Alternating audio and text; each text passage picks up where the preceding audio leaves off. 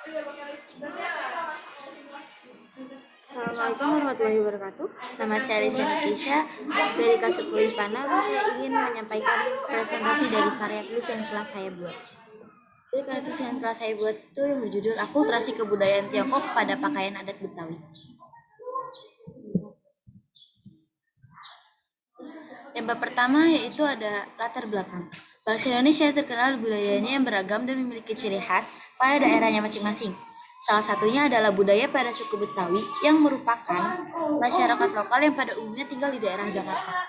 Perbedaan suku Betawi dengan suku Indonesia lainnya adalah latar belakang suku Betawi yang terdiri dari beragam budaya dari suku yang pernah mendiami Batavia, termasuk pendatang asing.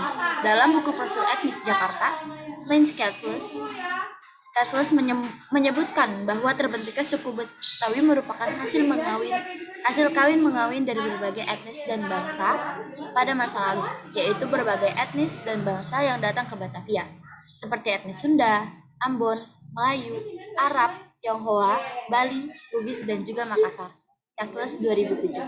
Budaya Betawi yang terbuka menyebabkan budayanya banyak mengalami pencampuran kebudayaan dengan budaya lokal dan membawa pengaruh terhadap budaya Betawi. Salah satunya dapat kita lihat dalam pakaian suku Betawi. Pakaian adat pengantin suku Betawi. Dan yang kedua, di sini ada perumusan masalah. Rumusan masalah dalam penelitian ini adalah yang pertama, bagaimana cara memperkenalkan kembali dan menginformasikan akulturasi budaya pada pakaian adat pengantin Betawi. Dan yang kedua, ada bagaimana merancang media desain komunikasi visual yang menarik dan efektif untuk menginformasikan pakaian adat pengantin Betawi.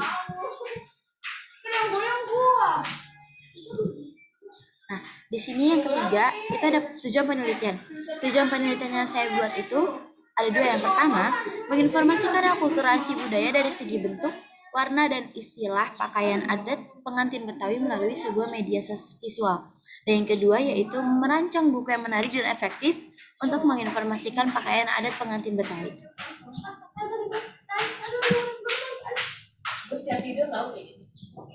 Nah, di sini ada yang keempat yaitu manfaat penelitian. Hasil daripada suatu penelitian tentunya memiliki manfaat dan kegunaan bagi peneliti maupun pihak lain. Sejalan dengan tujuan penelitian di atas, maka penelitian ini mempunyai kegunaan untuk memperkaya sumber pustaka, mendokumentasikan sebuah budaya, mengedukasi pembaca, serta melestarikan budaya Indonesia. Nah, di sini ada bab 2 yaitu landasan teori. Di landasan teori ini ada yang pertama yaitu deskripsi teori. Karya tulis ini membahas akulturasi budaya Cina dan budaya Indonesia pada pakaian Betawi. Budaya dan metode dan mode merupakan sesuatu yang tidak lekang oleh zaman. Keduanya mempunyai keterikatan dan saling memengaruhi satu sama lain. Salah satu contohnya dengan masuknya budaya lain ke suatu negara melalui sebuah mode pakaian yang dapat mengakibatkan terjadinya akulturasi atau peleburan budaya. Akulturasi yang terlihat jelas dan berkembang sampai saat ini adalah akulturasi pada pakaian Betawi. Akulturasi budaya Cina terdapat pada jenis pakaian Betawi sehari-hari, pakaian resmi, dan pakaian pengantin. Dan sini ada yang kedua yaitu penelitian yang relevan. Menurut sosiolog Gillen dan Raimi, akulturasi adalah proses budaya dalam suatu masyarakat yang dimodifikasi dengan budaya lain. Terjadinya proses ini diakibatkan dari aktivitas kontak sosial dengan budaya lain yang berdampak pada munculnya proses akulturasi. Akulturasi adalah proses adaptasi dengan tetap mempertahankan kebudayaan lama, sehingga proses ini tidak berjalan secara tunggal, melainkan secara dinamis.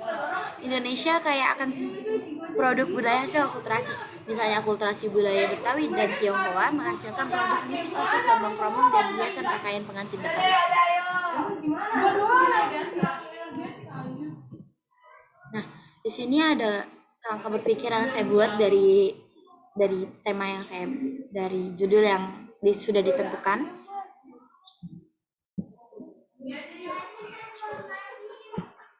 Yang maju sih kita beda sendiri. Nah, yang keempat itu ada hipotesis tindakan.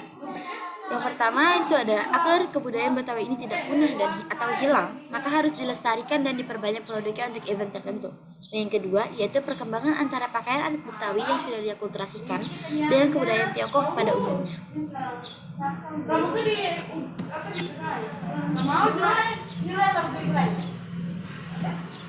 Nah, di sini ada bab 3 yaitu metode penelitian. Yang A, jenis penelitian. Jenis penelitian yang digunakan dalam penelitian ini menggunakan pendekatan kuantitatif dengan menggunakan metode survei terhadap responden dengan teknik penggunaan lembar kuesioner yang berisi pernyataan dan metode literasi melalui buku dan internet mengenai materi yang terkait.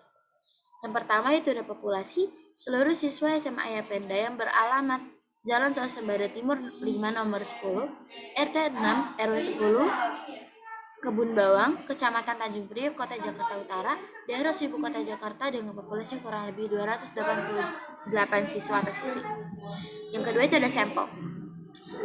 Sampel pada penelitian ini berjumlah 40 siswa, yaitu pada kelas 10 IPA 6. Dalam pengambilan sampel dalam penelitian ini menggunakan teknik purposive sampling yang dilakukan melalui dari responden berjumlah kecil, kemudian membesar bergulir dari satu responden ke responden lain.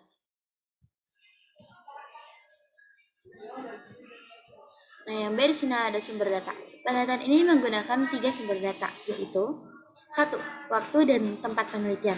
Pengumpulan data dalam penelitian ini dilaksanakan pada Senin 24 Oktober 2022 di Perkampungan Budaya Betawi, Jalan RM Kafi 2, RT 13 RW 8, Srengseng Sawah Jagakarsa, Jakarta Selatan. Yang kedua, itu ada sumber data primer. Merupakan sumber data yang diperoleh langsung dari responden atau subjek penelitian. Sumber data ini diperoleh peneliti melalui kuesioner dengan menyebar angket. Dalam melakukan responden, peneliti menggunakan teknik purposive sampling dengan tujuan peneliti dapat memperoleh data yang tepat. Dan yang ketiga, yaitu ada sumber data sekunder.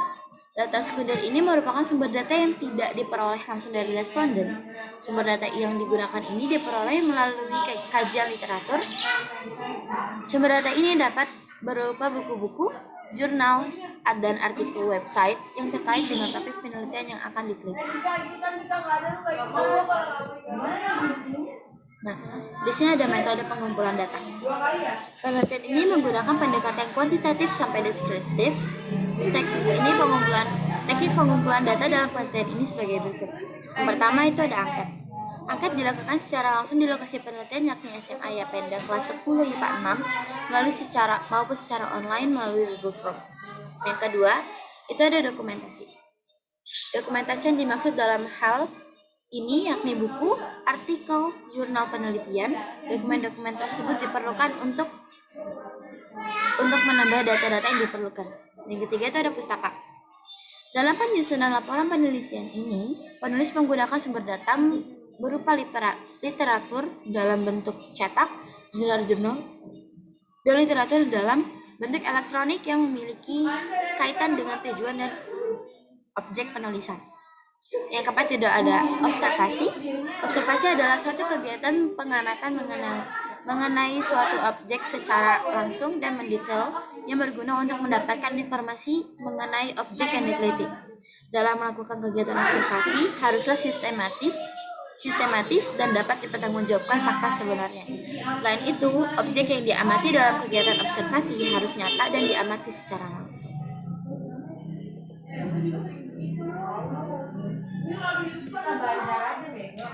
Yang D yaitu ada analisis data.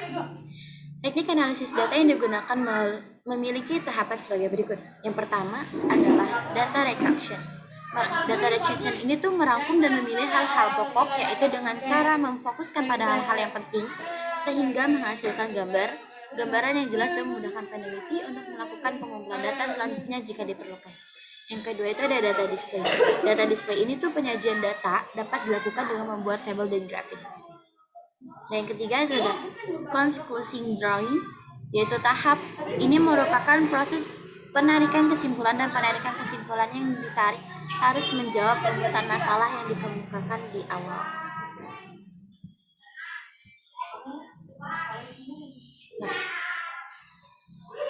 Udah sampai akhir aja nih. Demikian karya tulis dari penelitian di atas. Terima kasih. karena sudah menonton. Semoga ilmu yang saya sampaikan ini dan informasi yang saya sampaikan ini berguna untuk kalian semua. Sekian dari saya. Wassalamualaikum warahmatullahi wabarakatuh.